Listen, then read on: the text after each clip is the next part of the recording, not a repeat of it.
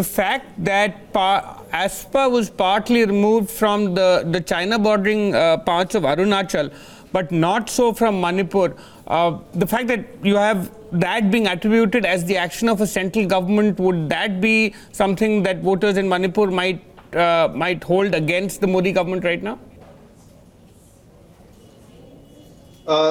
In terms of AFSPA, yeah, see, it's again, it's again very difficult in terms of if you look at the tribal areas of Manipur, or even the more tribal areas of the Northeast as a whole, you've seen that militancy has gone down the last 5 or 6 years, and that's been across the Northeast.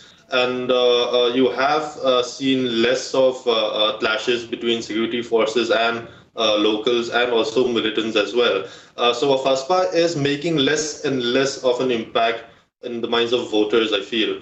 But not being lifted from some parts of Manipur, how that plays out, I'm not really sure, because how it will also depend on if there have been any incidents closer to polls that happened. Otherwise, not lifting AFSPA might not make much of an impact. But if there were incidents and there was a feeling of injustice, then that would definitely have an impact.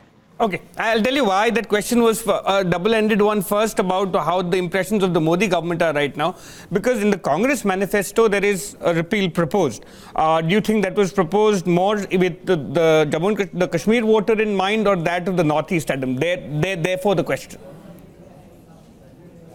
I think mostly, the uppermost, Kashmir would be uppermost in the minds of the Congress people who drafted the Congress manifesto. As I said, in Northeast, it has really died down. It doesn't mean that it has died down completely, but those feelings of us against them, that kind of feeling in terms of security forces, I think that has died down quite an extent. So yes, to answer your question, I think Kashmir was uppermost in their minds.